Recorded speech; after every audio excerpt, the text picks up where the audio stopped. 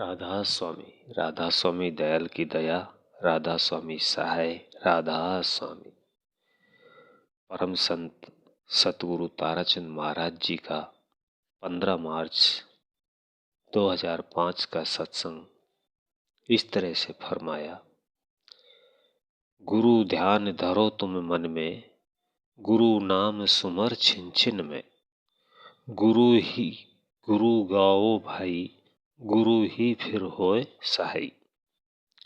फिर ध्यान सुमरन में बढ़ते बढ़ते आगे चलो, तुम्हारा मददगार तुम्हें मिल जाता है। वही शब्द तुम्हारी रक्षा करता है। तब वह शब्द नीचे से चलकर राधा स्वामी धाम तक उस मूल मंत्र में समा जाता है। जब वह उस मूल मंत्र से निकलता है तो फिर उसी के अंकुर फूटते फूटते वही शब्द मन के घाट पर आ जाता है। जब वह मन के घाट पर आ जाता है तो कर्मकांडी बन जाते हैं और कर्मों में फंस जाते हैं। फिर वह सूरत जीवात्मा अपनी कहानी शुरू कर देती है।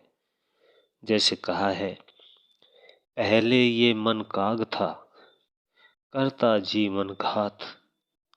अभी ये मन हंसा हुआ, चुग चुग मोती खात।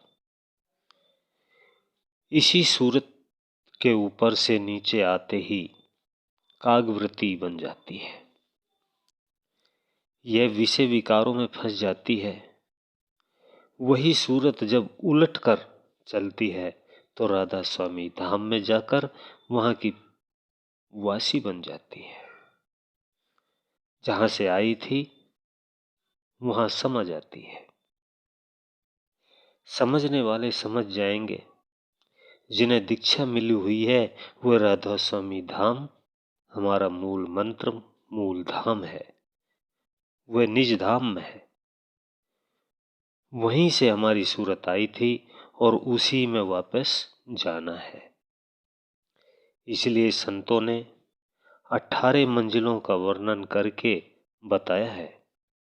अगर कोई वेदांती कहे कि हमने तो ये स्थान नहीं सुने, तो मैं कहता हूं कि तुम अपने ग्रंथों के चोर हो। तुम्हारी गरुड़ पुराण में भी 18 मंजिल लिखी हुई है। वेद शास्त्रों को भी तुम भूले बैठे हो। गरुड़ जी महाराज तो बहुत ऊंचे महात्मा हुए। कौन कह सकता है कि ये पाखंडी थे। उनकी गरुड़ पुराण में 16वां या 17वां अध्याय देखो। उसमें सारा ही संत मंत्र का वर्णन लिखा है। मैंने तो कई वर्ष हुए उस वक्त किसी से सुना था, सो मुझे वे बातें याद आ जाती है।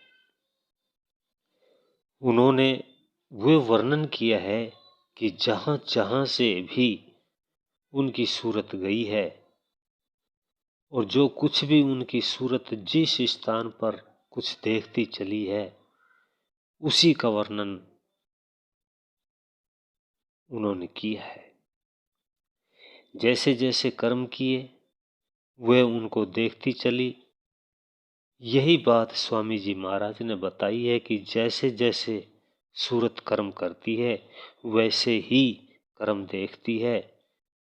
ये अपने धाम को चली जाती है। ये करनी का भेद है, नहीं बुद्धि विचार। बुद्धि छोड़ करनी करो, तब पाओ कुछ सार। अर्थात बुद्धि को छोड़कर करनी करो। ये करनी का मार्ग है, बातों का मार्ग नहीं है। सो मेरे वश की बात नहीं है। मैं 3 तरह का सत्संग बताऊंगा। इसमें यथार्थ, परमार्थ और परोपकार का वर्णन करूंगा। स्वार्थ से आप क्या मतलब लेते हो? अगर तुम स्वार्थी नहीं बनोगे तो मर जाओगे। स्वार्थ के साथ तो परोपकार भी करना पड़ता है। जब परोपकार करोगे तो परमार्थ भी बन जाएगा, परंतु परमार्थ को समझते नहीं है। कहते हैं कि धर्मशाला बना दी, बस परमार्थ बन गया। मंदिर बना दिया, कह दिया कि धर्मार्थ बन गया। सदा व्रत लगा दिया, कह दिया कि परमार्थ किया है। नहीं, ये परमार्थ नहीं है।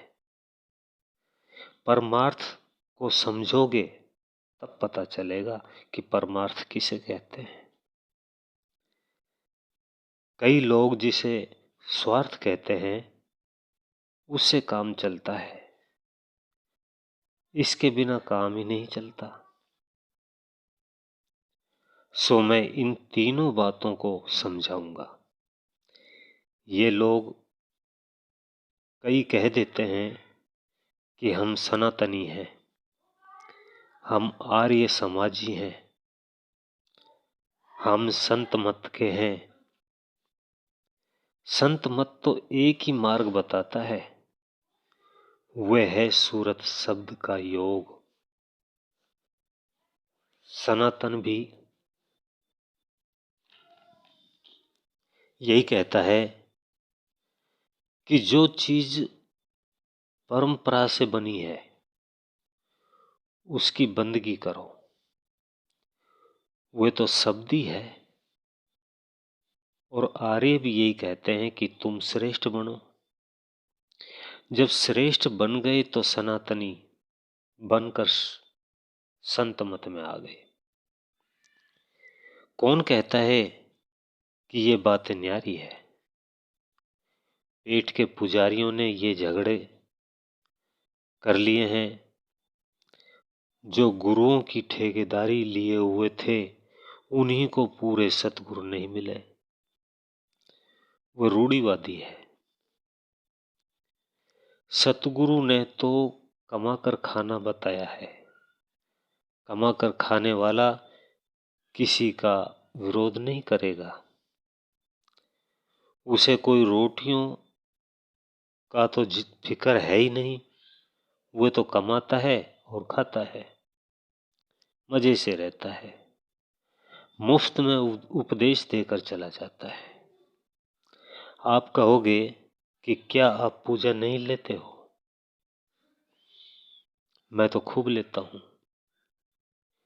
मेरी जेब रुपयों से भरी है, पर मुझे सतगुरु नहीं मिलता